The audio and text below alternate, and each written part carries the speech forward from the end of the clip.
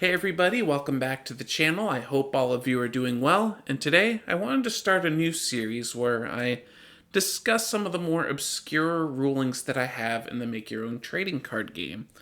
And the first one I wanted to do was to talk about this number right here in the top right corner of each card, the power cost. If you played the game, you know how these work. You basically take a number of PowerPoint tokens that you have on the field, turn them sideways.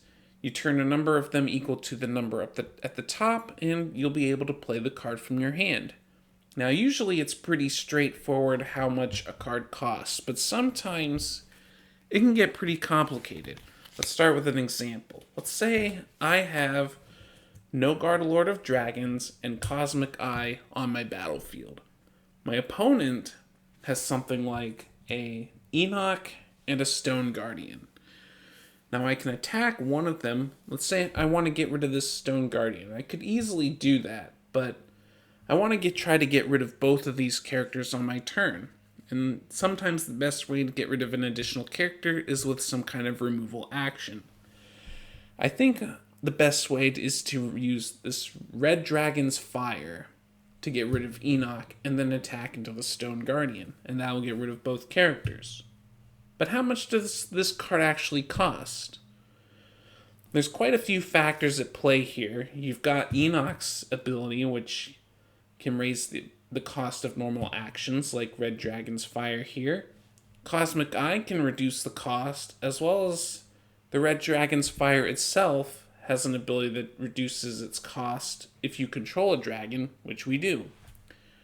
So which abilities do you apply first, and how do you really untangle all this mess? Well, there is an order in which you apply a lot of these cost-altering effects, and I will definitely go through that as we go along. So the first, you see, these effects tend to apply in a series of layers, and the first layer is with cost-multiplying effects. So effects that would say things like the cost of this card doubles would be applied first. And currently there are no effects like that in this scenario, and I haven't really made any in the game, so we don't have to worry about that one. But the one that follows that is cards that would divide the cost. So things like Caster here, which states your normal action cards cost half their listed power to play, rounded up, and this ability applies only once if you control more than one character with this ability. So Cosmic Eye's cost dividing ability would apply first in this scenario. So that would take this Red Dragon's Fire's cost from a 6 down to a 3. And next you would apply the cost adding effects, stuff that adds individual numbers to the cost. So next we apply Enoch's Psychic Control, which states the power of your opponent's normal action cards is increased by 1. So the cost now would go from a 3 to a 4, because remember, Cosmic Eye's effect goes first, followed by Enoch's. And then we do the cost subtracting effects. So basically anything that would reduce it by a number gets applied last. So the effect on the text for Red Dragon's Fire, where if you control a dragon, this card's power cost is reduced by 2, that gets applied last, and that would give us the final cost. So, to review, we apply Cosmic Eye's power ability first to reduce this cost from 6 to 3. Enoch's Psychic Control raises this from 3 to 4. And then Red Dragon's Fire's effect, since we control a dragon, reduces that from 4 to 2. So in total, we'd be paying 2 power just to play this card and take out the Enoch with it. That's one scenario, but let's say we wanted to actually do a bit more damage with the Lord of Dragons himself, and we wanted to take out the Stone Guardian with a removal card instead. I've got Blue Dragon's Lightning, which gives us a chance to review kind of a similar scenario.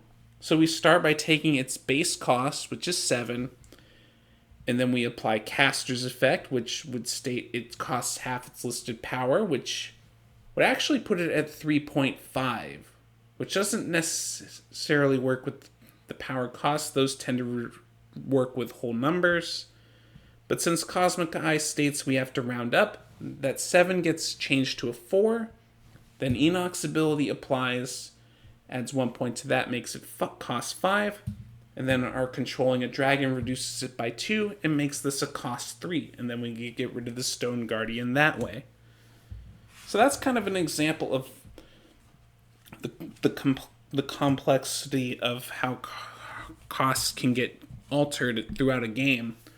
I want to go through another scenario real quick with variable costs.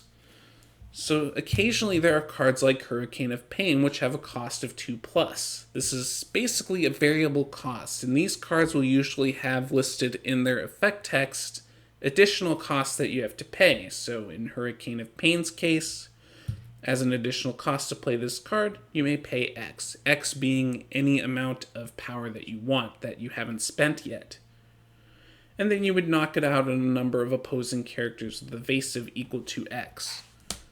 The thing about these additional costs is you have to pay them no matter what. So even if you had effects that would alter the cost of your card, those effects only affect the number here in the power cost box. So going through the example again, let's say our opponent's got an Enoch, as just like last time, and they've got a board of evasive characters that we want to get rid of, because our Cosmic Eye here can't attack into those. So we want to play Hurricane of Pain to get rid of all 3 of those. So when figuring this cost out, Cosmic Eye's ability goes first, reducing our Hurricane of Pain's base cost by half, so it goes from 2 to 1. Then Enoch's ability applies, and that would go from 1 to 2 because it increases by 1. So it basically, with both of those in play, they kind of cancel each other out in this instance. And then after the base cost of 2, we pay the additional cost of X, X being 3 in this case. So these additional costs would get paid last after making all the calculations with the base cost. And so we'd be able to pay 3 and knock out all 3 of our opponent's evasive characters. Now, there is another oddity with this card in regards to Super Soldier here, which has Ward, but I think that is going to be beyond the scope of this video, and that might be saved for another time. But until then, that's going to do it for this little video. Thank you very much for watching. Let me know in the comments if you like videos like this and want to see more. There's definitely some other strange interactions in this card game that I kind of want to discuss in more detail and have a nice little video resource you guys can have when you're playing the games. So that way if weird scenarios come up, you have something you can reference when you play the game. And it can make you be better at playing the Make Your Own Card game as well. Leave a like if you enjoyed as usual, and I'll see you in whatever video I upload next, and take care.